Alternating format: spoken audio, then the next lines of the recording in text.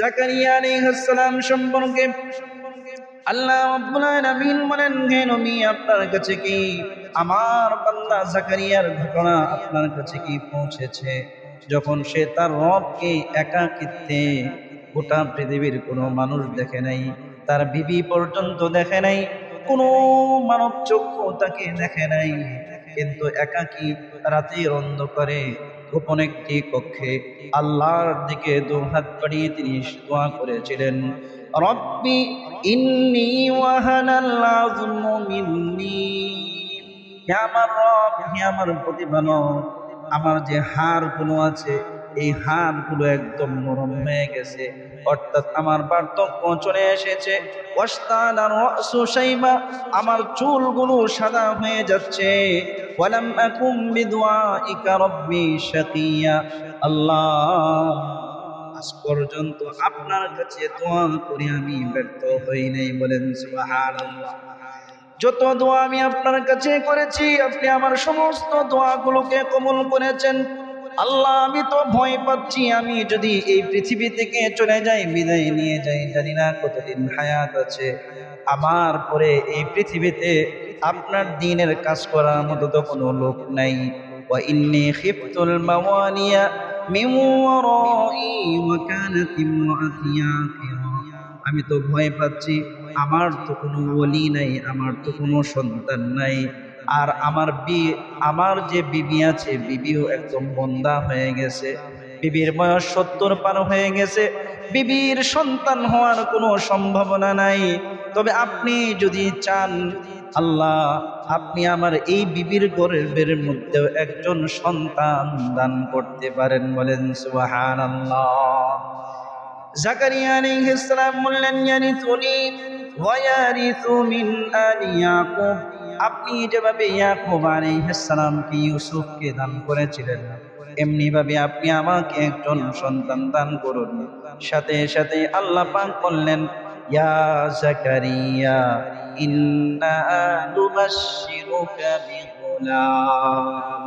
আল্লাহ পাক জাকারিয়া আলাইহিস সালামের দোয়াকে কবুল করে বললেন, হে জাকারিয়া, আমি তোমাকে একটি পুত্র সন্তানের সুসংবাদ দান করলাম। বলেন সুবহানাল্লাহ। কেমন পুত্র সন্তান? ওয়া হানানাম মিন লাদুন্না ওয়া যাকাতাম ওয়া কানা তাকিয়া। এই সন্তান এমন সন্তান, এক তো সে নেককার হবে, বুদ্ধিমান হবে, ভবিষ্যতে নবী হবে। আপনি এই সন্তানের কি নাম রাখবেন?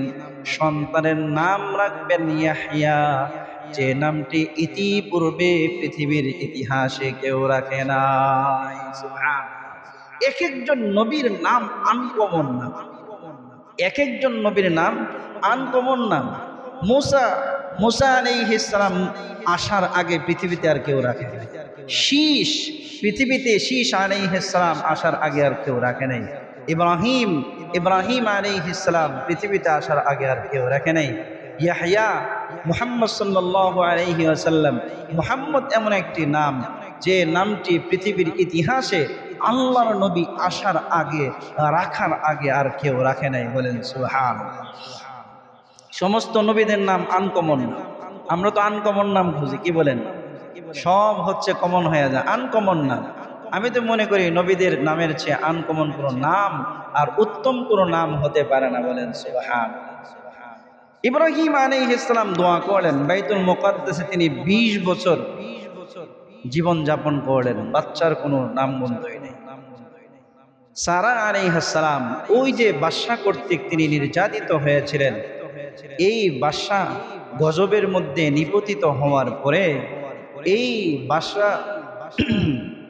সারা আলাইহিস সালামকে চিনতে পেরেছেন সাধারণ কোনো নারী না। সুতরাং তার সাথে যদি আমি খারাপ কাজ করতে যাই তাহলে আমার ধ্বংস অনিবার্য। এই জন্য সারা আলাইহিস সালামকে সম্মান করে একজন বাদী তাকে উপহার দিয়ে দিলেন, একটা ছোট্ট কন্যা তাকে উপহার দিলেন, যে ছোট্ট মেয়েটি আমি খুশি হয়ে আপনাকে দিলাম, একে আপনি সেবিকা হিসাবে আপনি ব্যবহার করেন। সে মেয়ের নাম হচ্ছে হাজেরা আলাইহিস সালাম। সে মেয়ের নাম কি? হাজেরা আলাইহিস সালাম। ঐতিহাসিকগণ বলেন, সারা আলাইহিস সালাম হযরত হাওয়া আলাইহিস সালামের পরে সারা আলাইহিস সালাম পর্যন্ত পৃথিবীতে সারা আলাইহিস সালামের মতো এত সুন্দরী রমণী পৃথিবীতে আর কেউ আসে নাই, বলেন সুবহানাল্লাহ। তেমনি ভাবে হাজেরা আলাইহিস সালামের মতো সুন্দরী রমণী তৎকালীন পৃথিবীতেও কেউ ছিল না, বলেন সুবহানাল্লাহ। তো হাজেরা আলাইহিস সালাম 20 বছর খেদমত করছেন সারা আলাইহিস সালামের। দেখলেন কোনোভাবে যখন সন্তান হয় না, ইব্রাহিম আলাইহিস সালামকে বললেন, এ ইব্রাহিম, আপনি তো দোয়া করছেন, আল্লাহ পাক তো আমাকে সন্তান থেকে বঞ্চিতই রেখেছেন, আপনি এক কাজ করেন, আপনি আমার বাদীকে বিবাহ করেন, আপনি আমার সেবিকা যে আছে হাজেরা, তাকে আমি আপনাকে হেবা করলাম, আপনাকে দান করলাম, আপনি তাকে বিয়ে করে তার সাথে আপনি মিলিত হন, হয়তো আল্লাহ পাক তার গর্ভ থেকে উত্তরাধিকার দান করবেন, বলেন সুবহানাল্লাহ। হাজেরা আলাইহিস সালামের সাথে যে রাত্রে মিলিত হলেন, ওই রাত্রেই ইসমাঈল আলাইহিস সালাম হাজেরা আলাইহিস সালামের গর্ভে আল্লাহ পাক দান করলেন, বলেন সুবহানাল্লাহ। ইসমাঈল আলাইহিস সালাম 86 বছর বয়স, এমত অবস্থায় ইসমাঈল আলাইহিস সালামকে আল্লাহ পাক পৃথিবীতে ইব্রাহিম আলাইহিস সালামকে দান করেন একমাত্র সন্তান। বৃদ্ধ বয়সে সন্তান হয় পিতার লাঠি, কি হয়? পিতার লাঠি হয়। এই পিতার লাঠি নয়নের মণি ইব্রাহিম আলাইহিস সালামকে পঞ্চম নম্বর পরীক্ষা হচ্ছে, তাকে আপনি সেই আমার যে ঘর যেখানে আছে বাইতুল্লাহ, বাইতুল্লাহর পাশে তাকে এবং তার মাকে রেখে আসেন, বলেন সুবহানাল্লাহ। বহু পরীক্ষা ইব্রাহিম আলাইহিস সালাম দিয়েছেন। অগ্নি পরীক্ষায় এত বেশি মর্মাহত, এত বেশি কষ্ট পেয়েছেন, যে কষ্ট ইব্রাহিম আলাইহিস সালাম ঐতিহাসিকগণ বলেন সবচেয়ে বেশি কষ্ট পেয়েছেন পিতার পক্ষ থেকে, বলেন নাউযুবিল্লাহি মিন যালিক। পিতা সন্তানের সম্ভ্রম হেফাজত করে, পিতা সন্তানের লজ্জা হেফাজত করে, পিতার সন্তানের যদি কোনো ধরনের লজ্জাজনক কাজ হয়ে যায়, পিতা সেটাকে আরো ঢেকে রাখে। আর ইব্রাহিম আলাইহিস সালামের পিতা আজর সন্তানের ইজ্জত লণ্ঠনে সবচেয়ে বেশি ভূমিকা রেখেছে, বলেন নাউযুবিল্লাহি মিন যালিক। ঘটনা কি? ঘটনা হচ্ছে ইব্রাহিম আলাইহিস সালামকে যখন সবাই মিলে পোড়ানোর চেষ্টা করলো, আল্লাহ তাআলা সূরা আম্বিয়ার মধ্যে সমস্ত বিস্তারিত ঘটনা তুলে ধরেছেন। ইব্রাহিম আলাইহিস সালাম তিনি মূর্তি পূজকের ঘরে জন্মগ্রহণ করেছেন, ঠিক আছে, কিন্তু তিনি মূর্তি পূজা পছন্দ করতেন না। মূর্তিদের সম্পর্কে বিভিন্ন ধরনের কুকথা বলতেন, তাদের ভাষায় কুকথা, অর্থাৎ মূর্তিদের অসারতা তিনি তুলে ধরেছেন। আর বলছেন, তোমরা যে এদের চতুর্পাশে বসে ইতিকাফ করো, তোমরা যে ইবাদত বন্দিগি করো, এরা কি তোমাদের কোনো দুঃখ কষ্ট দূর করতে পারে? এরা কি তোমাদের সাথে কোনো কথা বলতে পারে? অথবা তোমরা যে কথা বলো এরা কি শুনতে পারে?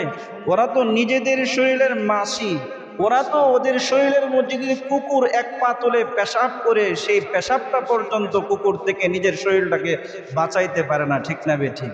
এদের কাছে তোমরা কেন ইবাদত বন্দিগি